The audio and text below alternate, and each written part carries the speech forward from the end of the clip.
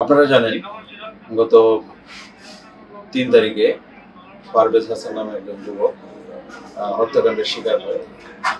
তারপরে সে ঢাকা মেডিকেলে চিকিৎসাধীন অবস্থায় মৃত্যুবরণ করে। ভিকটিমের ভাই ঝন্টু সর্দার বাদী হয়ে রূপগঞ্জ থানায় অজ্ঞাতনামা আসামিদের বিরুদ্ধে একটি হত্যা মামলা দায়ের করে।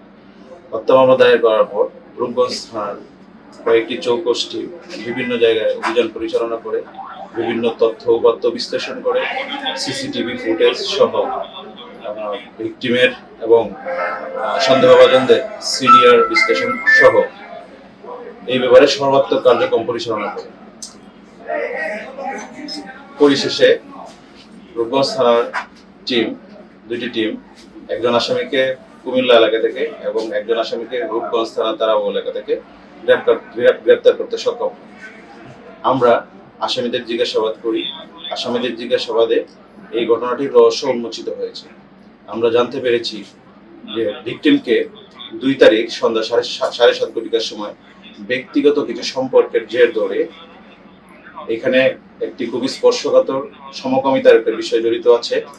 এই সমকামিতার জের ধরে তাকে আসামি মেহেদি হাসান ছুরিকাঘাত করে, শরীরের বিভিন্ন স্থানে ছুরিকাঘাত করে হত্যা করে।